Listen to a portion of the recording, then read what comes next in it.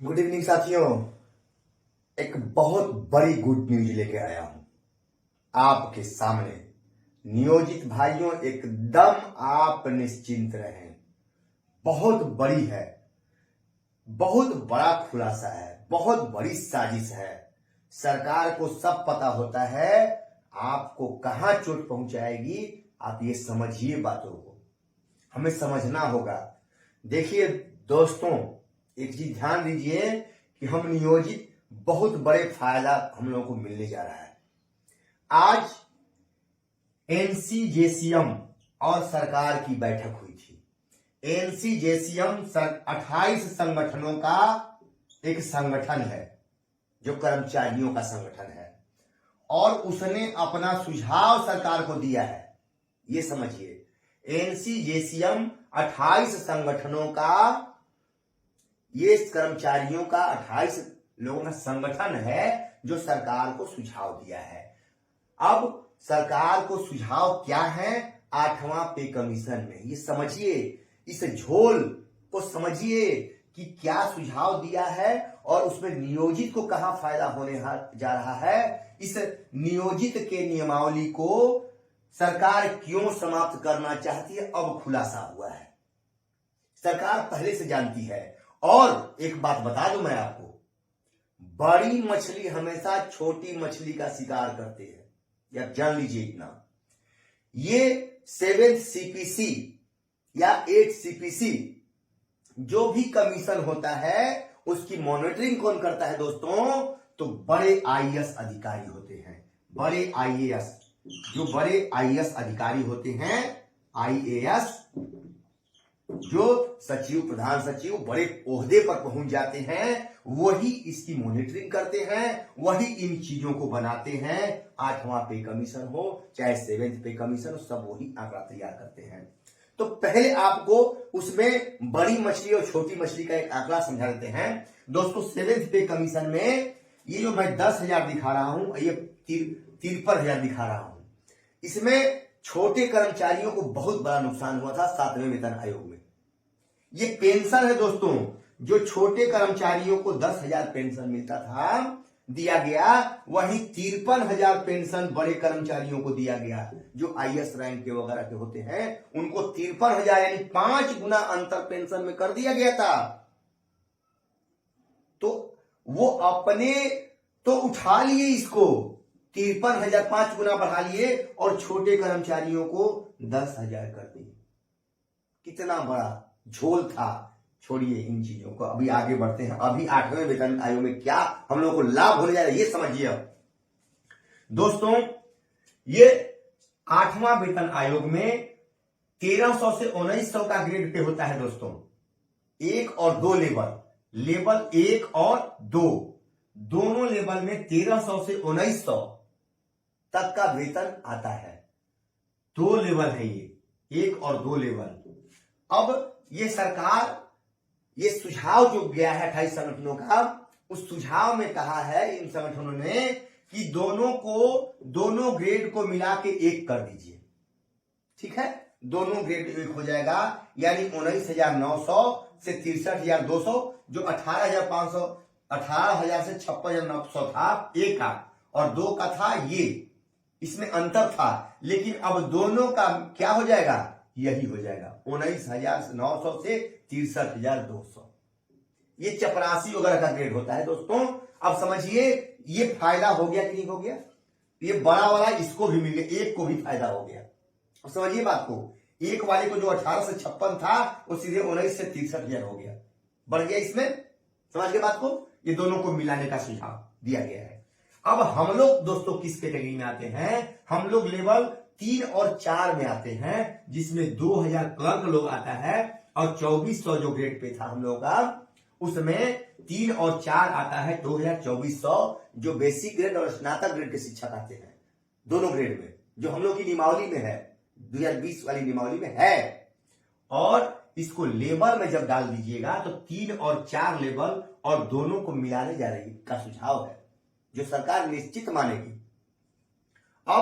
अब दोनों हम लोगों का वेतन, मूल वेतन 21,700 था 2000 ग्रेड पे का, 21,700 जिसमें सरकार ने कटौती कर लिया था, हमको 21,400 दिया था, वही 410 का अंतर रख दिया था। देखिए दोस्तों, यही 7वां वेतन आयोग में 410 का अंतर जो राकेश सांडिल जी समझा रहे हैं, वही अंतर है ये जो सरकार ने रख दिया था, कम कर दिया था इसमें। लेकिन दिया था, ये समझिए करीब रखा था, दूर नहीं रखा था।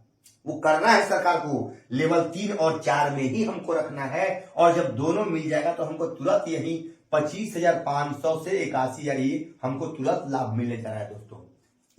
दोनों एक मिल जाएंगे तो ये अब हो जाएगा 2400 ग्रेड पे वाला, 2,000 वाले को भी 2400 वाला मिलेगा, और इसमें 1300 वाले को भी अब 19,000 वाला मिलेगा। ठीक है, तो हम लोग यही फायदा में आ गए।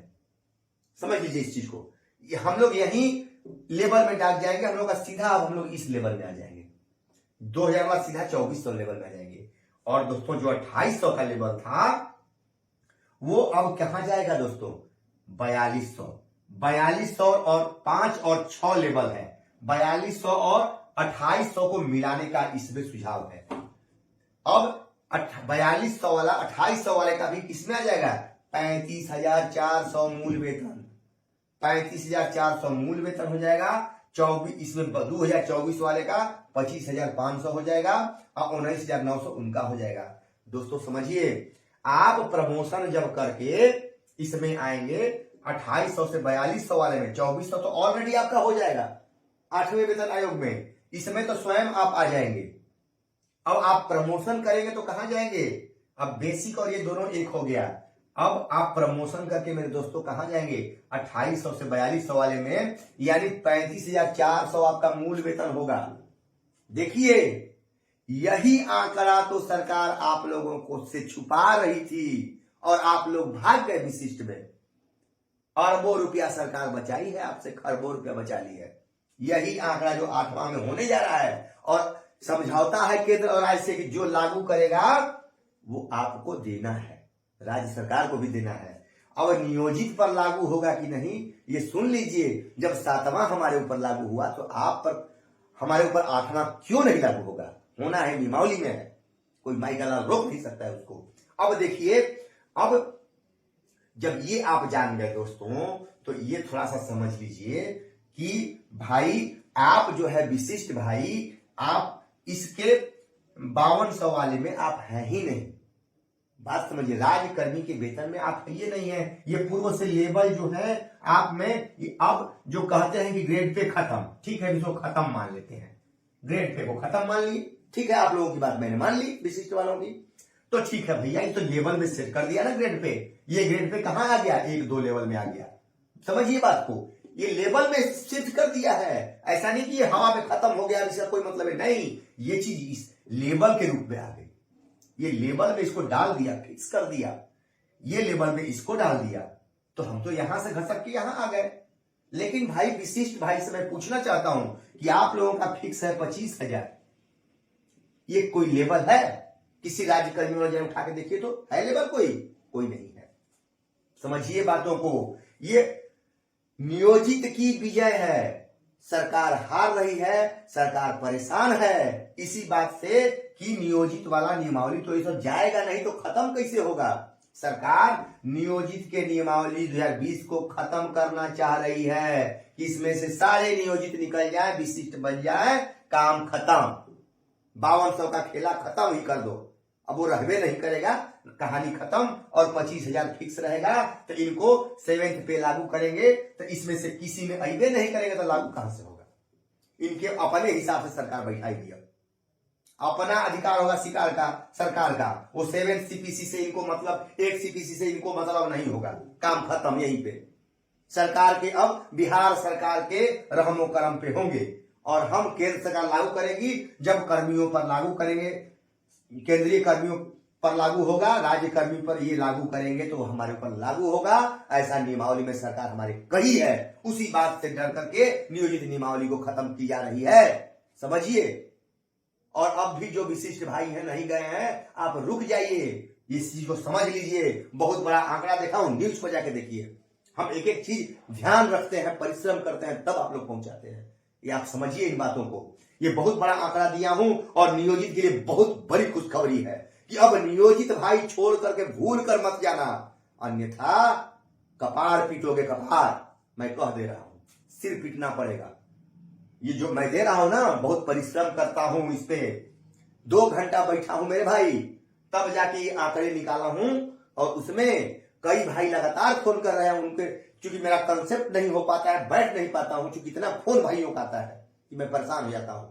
लेकिन घबराइए मत, मैं उसी में से समय निकाल के, मेरे भाई राकेश सांडिली जी परिश्रम कर रहे हैं, उनको मैंने कहा कि इन आंकड़ों को बेहतरीन से समझाइए। हम तो समझा रहे हैं, लेकिन वो और अच्छे से समझाएंगे, क्योंकि उनके पास समय है। आप लोगों का फोन मैं छोड़ता नहीं हूं दोस्तों, इसलिए समय कम मिलता है। आप लोगों के प्रयास करता हूं कि आप लोगों का फोन मिस न होने पाए, बड़ी उम्मीद से आप हमको फोन करते हैं। तो दोस्तों, विद्यालय में आप फोन ना करें, आपसे रिक्वेस्ट है, हाथ जोड़िया है मेरा कि विद्यालय में कतई फोन न करें, कोई व्हाट्सएप पर चैटिंग नहीं करें। आप लोगों से रिक्वेस्ट है, बच्चों के भविष्य को उज्जवल बनाएं, उनका साथ दें। और हम यही चाहते हैं दोस्तों, फिर अगली कड़ी में आएंगे और ये आंकड़े को समझ ही लीजिएगा अच्छे से। नमस्कार साथियों, गुड मॉर्निंग साथियों। बहुत बड़ा ब्रेकिंग न्यूज है साथियों, सरकार पूरी तरह से परेशान है दोस्तों, और उस परेशानी का कारण है कि सक्षमता 2 और प्रधान शिक्षक का पदस्थापन लटका हुआ है। सरकार हाई कोर्ट के आदेशों से बेचैन है, और हमारा जो गुरिल्ला युद्ध चल रहा है बिहार राज्य नियोजित शिक्षक ग्रुप का, उससे सरकार बेचैन है, क्योंकि सारे पर्दे को ये ग्रुप खोल चुका है। शिक्षकों को जागृत करने में नंबर 1 है ये ग्रुप, शिक्षकों को आज जागृत कर दिया है। और इसका देन है कि सरकार अब मंथन कर रही है कि अगर हम सक्षमता 2 वाले शिक्षकों को योगदान का तिथि निकालते हैं, अगर नहीं करेंगे योगदान तो सरकार की बेइज्जती होगी, और बहुत सारे नियोजित शिक्षक अब नहीं जाएंगे। जो प्रमोशन में पैसे बचाने का ख्वाब सरकार देख रही थी, वो उस पे बहुत बड़ा झटका लग रहा है सरकार को। इसलिए साथियों, एकदम अब धैर्य बनाए रखिए। अब हम लोग लड़ाई जीत रहे हैं, और सरकार तोहफा देने का प्रयास कर रही है, फिर से झांसा देने का प्रयास, कुछ ऐसा करने का विचार कर रही है ताकि ये झांसे में आए शिक्षक। क्योंकि इस जैसे आपको झांसा मिला था कि आपको विद्यालय में ही योगदान कराया जाएगा, तब जाके कुछ शिक्षकों ने योगदान किया दोस्तों। अभी वो भी आंकड़ा खुलासा नहीं हो पा रहा है कि कितने ने योगदान किया, कितने ने नहीं किया। अभी दबा के सरकार आंकड़ा नहीं प्रस्तुत कर रही है। तो ऐसा झांसा दिया तो बहुत लोग योगदान किए, क्योंकि पहले जब नियोजन इकाई से आपको हटा करके अनुमंडल स्तर पे हटाने का प्लान था सरकार का, तो बहुत सारे शिक्षक खुल के बोल रहे हैं हम नहीं जाएंगे। तब ये झांसा दी, उस नियमावली को स्थगित किया, और बहुत बड़ा झांसा मारा कि दोस्तों आप अपने विद्यालय में ही रहिए। माननीय मुख्यमंत्री घोषणा करना पड़ा उनको कि आप अपने ही विद्यालय में रहेंगे। सोचिए ये क्या दबाव है। दबाव जबरदस्त आया उस समय, और सरकार आपको कहीं विद्यालय में योगदान की नियमावली को समाप्त नहीं किया। अभी वो नियमावली आने वाली है। इतना बड़ा धोखा, फिर एक बार धोखा, क्योंकि सरकार ये समझ गई है कि ये सब बहुत अब योगदान नहीं करेगा, क्योंकि शिक्षकों में जागृति आ गई है, शिक्षक हमारी चाल को समझ गए हैं। तो सरकार फिर एक बार कोई नया चाल चलने जा रही है कि ये देंगे, वो देंगे, ग्रेड पे देंगे, कुछ भी घोषणा कर सकती है, झांसा दे सकती है, लेकिन झांसे में नहीं। जब तक लिखित पूर्ण राज्यकर्मी का हमको घोषणा सरकार नहीं करती है, तब तक हम झांसे में आने वाले नहीं हैं। हमको 5200 का रनिंग स्केल सरकार घोषित कर दे, तब सारी सुविधाएं हमको शिक्षक का दे दे, तो हम चलने के लिए तैयार हैं। लेकिन सरकार फिर एक बार झांसा देगी आप लोगों को, सावधान रहिएगा। मैं सावधान कर रहा हूं। ये पूरी तरह से ब्रेकिंग न्यूज, मुझे खबर है, उस खबर के आधार पर मैं आपको बता रहा हूं कि सरकार बेचैन और मंथन में लगी हुई है, पूरी तरह से बेचैन है। मेरे वाले केस में भी सरकार परेशान है कि कैसे अब इसका क्या किया जाए, कि इसको लटकाया जाए। इस पे मंथन कर रही है कि कैसे लटकाया जाए, क्योंकि एक नहीं है, 5-5, 6-6 केस लगातार हैं और इस गुरिल्ला युद्ध का असर भी दिख रहा है। सरकार अभी तक पदस्थापन नहीं कर पाई है द्वितीय चरण का। तो दोस्तों एकदम अडिग रहे, आप जीत की ओर अग्रसर हो रहे हैं और झांसे में नहीं आए तो हम लोग जीत जाएंगे, ये विश्वस्त रहिए। और हम लोग जीतने जा रहे हैं बंधुओं, बस थोड़ा सा और धैर्य रखिए। बंधुओं नमस्कार, इसी न्यूज को देने के लिए मैं आया था। नमस्कार।